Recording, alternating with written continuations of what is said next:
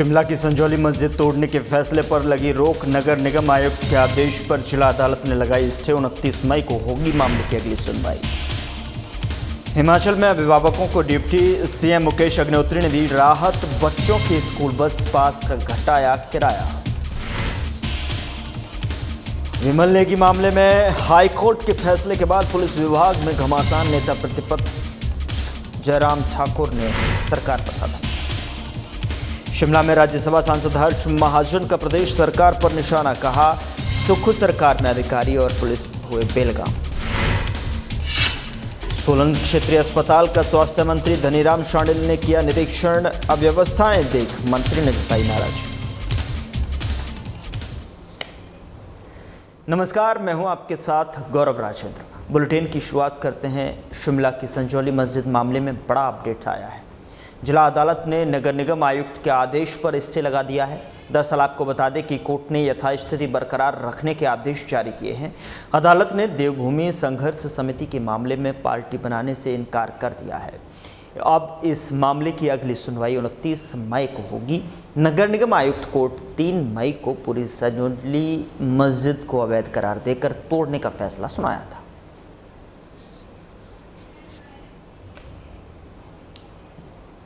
उधर शिमला में स्कूल बसों में किराया वृद्धि को लेकर छात्रों के अभिभावकों ने सचिवालय में उप मुख्यमंत्री मुकेश अग्निहोत्री से मुलाकात की है और इस दौरान अभिभावकों ने स्कूल बसों के किराए में राहत की मांग रखी। बता दें कि उप मुख्यमंत्री ने कहा कि शिमला में स्कूलों के लिए 42 बसें डेडिकेटेड हैं, लेकिन इनसे लगभग 4 करोड़ का घाटा होता है। बस किराए के लिए वर्तमान में 1800 और 2500 रुपये के 2 स्लैब हैं। अभिभावकों ने स्लैब को घटाकर 1200 और 1800 रुपये करने का सुझाव दिया था। इस पर सरकार ने निर्णय लेते हुए किराया घटा दिया है। वहीं उन्होंने अभिभावकों से स्कूल में ही पास बनाने की बात कही है। साथ ही आपको बता दें कि स्कूल प्रबंधन पास नहीं बनाते हैं तो लेकिन HRTC जल्द ही ऑनलाइन पास बनाने की सुविधा शुरू करेगा। वहीं हाल ही में प्रदेश सरकार के फैसले के बाद में बसों के किराया बढ़ोतरी को लेकर उप मुख्यमंत्री ने कहा कि बीजेपी सरकार के कार्यकाल में किराया 46% बढ़ा था, जबकि वर्तमान सरकार ने केवल 15% वृद्धि की है। जो शिमला के स्कूल्स हैं, इनके जो बच्चे यहाँ पढ़ते हैं, इनके पेरेंट्स सभी हमारे से मिलने आए हुए थे। काफ़ी संख्या में पेरेंट्स थे और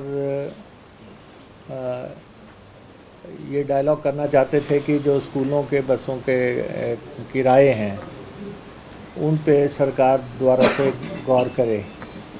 तो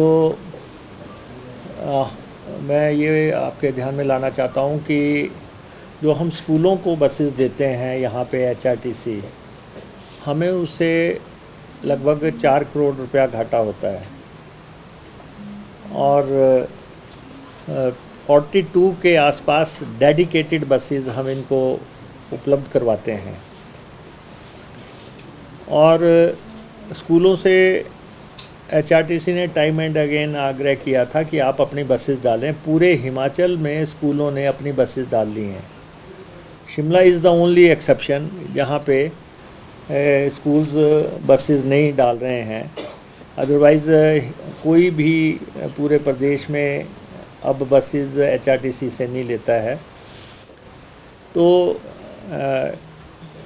हमने जो रेट्स तय किए थे उस पे पेरेंट्स का ऐतराज़ था। उनका जो हमारा 5 से 10 का होता था उसको हमने 6 से 12 कर दिया।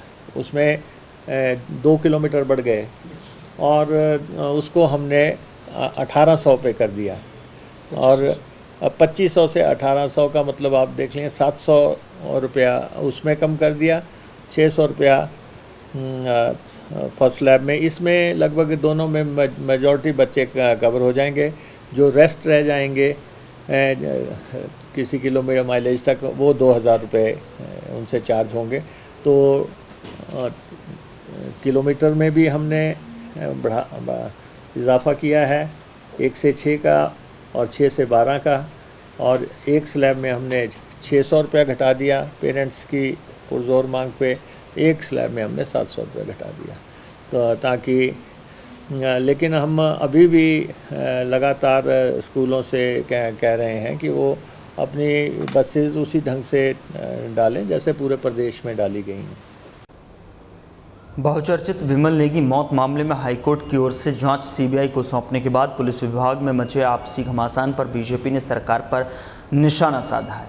बीजेपी ने कहा है कि कांग्रेस सरकार आंखट भ्रष्टाचार में डूबी हुई है और कानून व्यवस्था पूरी तरह से चरमरा गई है।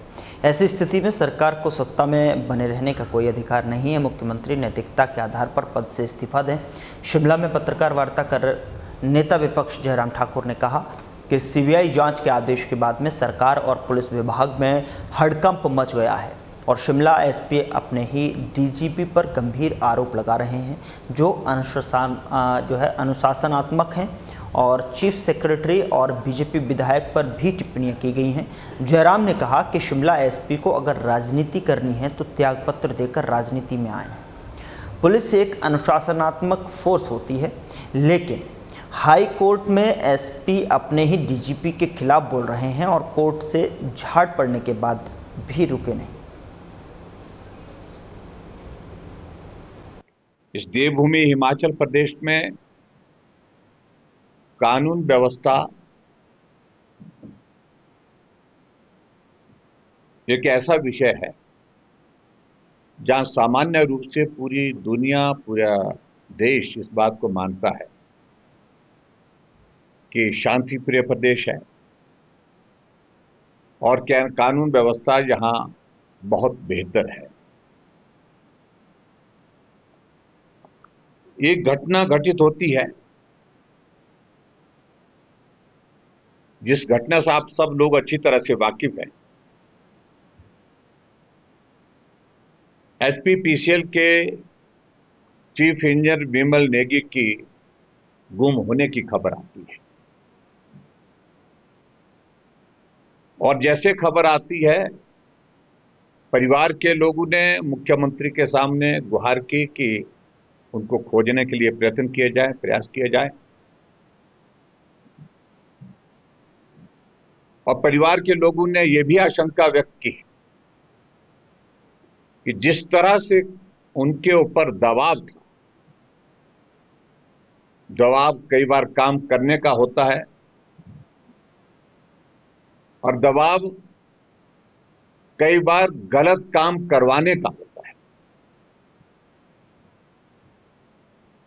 ऐसी स्थिति में ये काम करने का दबाव नहीं है, गलत काम करने का दबाव लगातार उनके ऊपर अधिकारियों की ओर से हम कई महीनों से देख रहे हैं। ऐसी सूरत में हमारी चिंता है कि तुरंत प्रयत्न किया जाए और उनको ढूंढ करके निकाला जाए। 10 दिन बीत गए लेकिन उसके बावजूद विमल नेगी जी नहीं मिल पाए। 10वें दिन उनका शव बरामद होता है बिलासपुर। विधानसभा का सत्र चला हुआ था और विधानसभा के सत्र के दौरान हमने भी इस मामले को लेकर के विधानसभा के अंदर अपनी बात कही और जब शव मिला, शव मिलने के बाद परिवार के लोगों ने पहले दिन से इस बात के लिए मांग की कि इसकी जांच होनी चाहिए, निष्पक्ष जांच होनी चाहिए, न्याय मिलना चाहिए। उस दृष्टि से परिवार के लोगों का कहना था कि जांच सीबीआई से होनी चाहिए और उसकी वजह यह थी कि जिन अधिकारियों का दबाव लगातार विमल नेगी के ऊपर रहता था उनको सरकार का संरक्षण था। उधर दिल्ली से आज वापस शिमला पहुंचे मुख्यमंत्री सुक्खू ने मीडिया से बातचीत की है। उन्होंने कहा कि विमल नेगी की मौत के मामले में हाईकोर्ट के सीबीआई जांच के ऑर्डर के खिलाफ हिमाचल सरकार अपील नहीं करेगी। सीबीआई को जो मदद चाहिए होगी दी जाएगी। वहीं सीएम ने कहा कि कोर्ट का ये फैसला, ये कहना कि हिमाचल का कोई अधिकारी जाँच में शामिल नहीं होगा, गलत है। ऐसी टिप्पणियों से सभी को बचना चाहिए। हाईकोर्ट में कितने जज हैं जो हिमाचल से हैं। फिर तो ये प्रश्न भी उठता है कि सीएम ने कहा कि बीजेपी इस मुद्दे पर सिर्फ राजनीति कर रही है। असल में उनकी रुचि विमल नेगी मामले में नहीं बल्कि राजनीति करने की है। उन्होंने कहा कि जयराम ठाकुर तथ्य पर बात करें। सरकार ने इस मामले में कागज विधानसभा में रखे हैं। विधानसभा में अगर झूठे पेपर रखे जाएं तो विधानसभा अध्यक्ष कार्रवाई कर सकते हैं। पिछले कल वापिस आना था, लेकिन मौसम की खराबी के कारण मेरे 2 कार्यक्रम थे। उन दोनों कार्यक्रम में मैं उपस्थित नहीं हो सका। आज मैं अभी 2 बजे शिमला पहुंचा हूं। देश के प्रधानमंत्री जी से हमारी मुलाकात हुई और हमने उनसे हिमाचल के जो हित है उस संदर्भ में बात की और निश्चित तौर पर मुझे प्रधानमंत्री जी ने कहा कि जो बागवानों का तुर्की के सेब से मार पड़ती थी वो आने वाले समय में नहीं पड़ेगी। इसके लिए मैं अपनी सरकार के सभी कैबिनेट कोलीग्स का धन्यवाद भी करना चाहता हूं। पिछले 3-4 दिन से ऐसी घटनाएं हिमाचल प्रदेश में सुनने को मिली और उस घटना के तथ्य क्या है, तरह तरह की काल्पनिक बुद्धिमत्ता का परिचय भी कई लोगों ने दिया और सत्य की खोज में न जाकर कुछ ऐसी बातें आपके ध्यान में चाहता हूं जो विमल नेगी जी की ध्यान से। विमल नेगी के परिवार को न्याय मिलना चाहिए और विमल नेगी जी की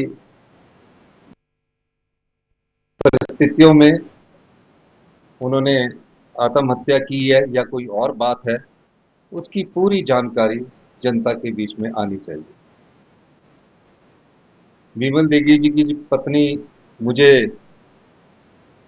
सचिवालय में मिले। मैंने डीजीपी साहब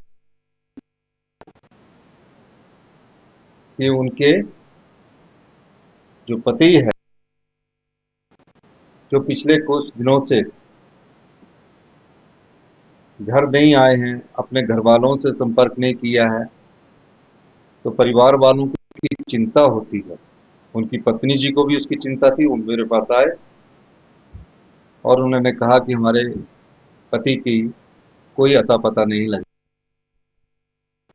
मैंने डीजीपी साहब को फोन किया और डीजीपी साहब ने कहा कि हम उसकी खोज कर रहे हैं और इस मामले को मैंने कहा कि जो भी है तुरंत प्रभाव से इसकी खोज की जाए। खोज शुरू हुई, ज्ञानेश्वर जी की अध्यक्षता में खोज शुरू हुई और उनका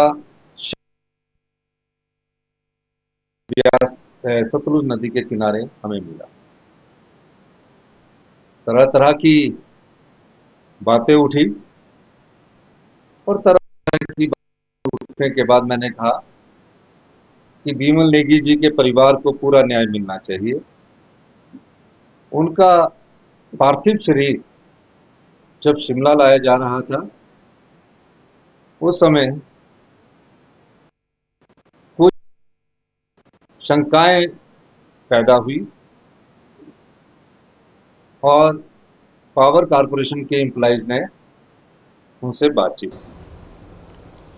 उधर बीजेपी के राज्यसभा सांसद हर्ष महाजन ने हिमाचल प्रदेश की कांग्रेस सरकार पर तीखा हमला बोला है। उन्होंने कहा कि सीएम सुखविंदर सिंह सुक्खू के नेतृत्व वाली सरकार की नीयत ठीक नहीं है, जिससे राज्य में अराजकता का माहौल पैदा हो गया है। हर्ष महाजन ने कहा कि हिमाचल प्रदेश में सरकार नाम की चीज़ नहीं है। अधिकारी और पुलिस बेलगाम हो गए हैं। 40 साल से अधिक के राजनीतिक अनुभव में मैंने ऐसी स्थिति कभी नहीं देखी। राज्यसभा सांसद ने तंज कसते हुए कहा कि ऐसी स्थिति में नेताओं और अधिकारियों को डूब मरना चाहिए। प्रदेश में भ्रष्टाचार चरम पर है और आम जनता इस सरकार को उखाड़ फेंकने के लिए तैयार है। राजनीति में 45 साल हो गए मैं कांग्रेस में भी रहा, अब बीजेपी में हूँ, और सब जगह हमारा एक अच्छा रूल रहा। ये पहली दफ़ा है कि हिमाचल में ऐली है कि जो जो से भी बहुत एक हौच पौच हो गया है, कंफ्यूजन हो गया है, सरकार नहीं चल रही है, पुलिस नहीं चल रही है, एडमिनिस्ट्रेशन नहीं चल रही है, भ्रष्टाचार का पूरा एक अड्डा बन गया है। मैं नहीं समझता था कि देवभूमि में ऐसे काम होने चाहिए। उधर जाए कुछ अकल आए, अपने अपने स्वार्थ को पीछे रख के हिमाचल का स्वार्थ और ऐसी जो गंदगी फैली है एडमिनिस्ट्रेशन में, पॉलिटिकल स्फीयर में, इनके जो राजनीति में ये उदाहरण दिया है, ये एक बहुत ही शर्मनाक, मैं कहता हूँ, सोलन के क्षेत्रीय अस्पताल का स्वास्थ्य मंत्री डॉक्टर कर्नल धनीराम शांडिल ने औचक निरीक्षण करने पहुंचे, जिसका मुख्य कारण क्षेत्रीय अस्पताल में बीते कई दिनों से अर्थव्यवस्थाओं का आलम रहा। यहां कृष्णा लैब में बिजली नहीं है, जिससे मरीजों की जांच नहीं हो पा रही है। इसके अलावा अस्पताल में 12 बजे के बाद जांच नहीं हो रही है समेत कई व्यवस्थाओं को जानने पहुंचे। मौके पर स्वास्थ्य मंत्री ने लोगों से बात भी की, तो लोग अस्पताल की व्यवस्थाओं से खफा दिखे। लोगों ने स्वास्थ्य मंत्री को बताया कि 2 घंटों से कतारों में खड़े हैं, सिक्योरिटी गार्ड सही से बात नहीं करते और ना ही कोई अन्य व्यवस्था है। इसके बाद स्वास्थ्य मंत्री ने तुरंत अधिकारियों को व्यवस्था सुधारने के आदेश दिए, ताकि मरीजों को परेशानियों से दो चार ना होना पड़े। महत्वपूर्ण प्रश्न पूछा मैंने तो उनको अपने स्टाफ को बोल के लगभग 6 महीने पहले उनको नोटिस भी दे दिया। We are not happy without Krishna lab at all.